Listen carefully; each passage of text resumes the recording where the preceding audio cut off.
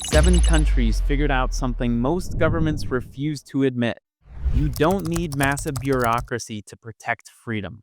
From abolished armies to recallable monarchs to zero income tax, these places prove that less government intervention can mean more personal liberty. Let's start with Liechtenstein.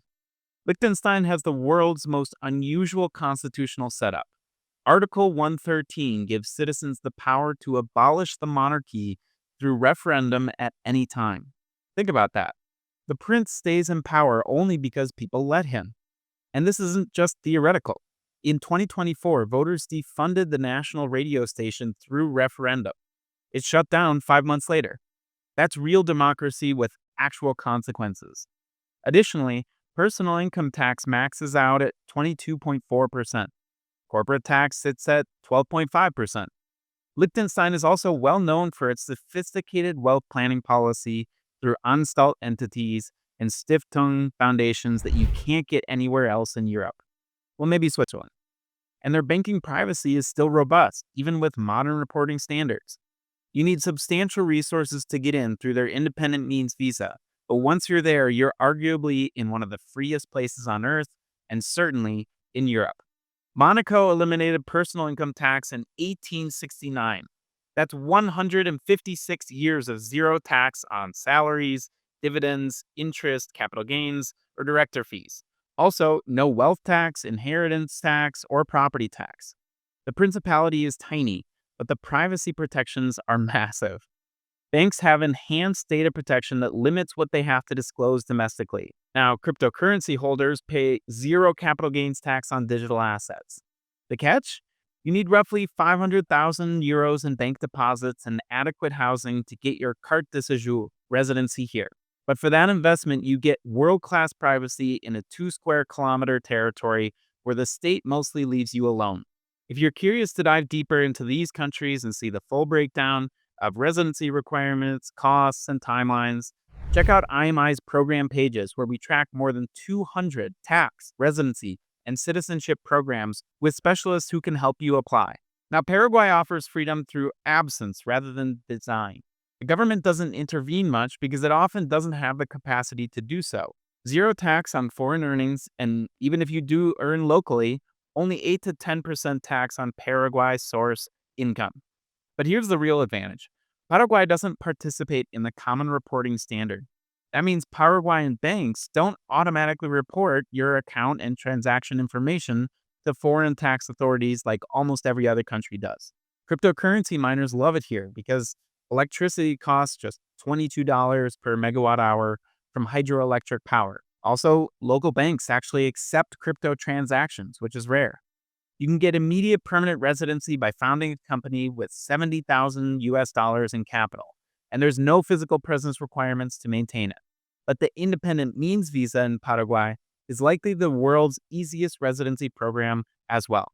Panama's approach is straightforward. They don't tax foreign sourced income, period. Dividends, interest, royalties, capital gains from foreign sources, all exempt from local taxes. The Panama Canal brings in about $2.5 billion annually. So the government doesn't need to squeeze residents for revenue. This is a great model. Panama foundations offer better asset protection than most common law alternatives. The country survived the Panama Papers scrutiny by maintaining clear legal boundaries and enhanced compliance. Plus, Panama has a wide array of residency programs, from the rentista and pensionado programs that just require proof of income to the friendly nations and qualified investor visa programs, which require a $200,000 and $300,000 investment in the country, respectively. And the president is starting to naturalize citizens again after a few years of negligence. In 1949, Costa Rica made a radical choice. They abolished their military permanently through Article 12 of the Constitution. Now, without a standing army, political power can't concentrate in a security apparatus. Rather, that money goes to education, healthcare, and environmental protection instead. And the result? Long-standing democratic stability and robust civil freedoms that most Latin American countries cannot match.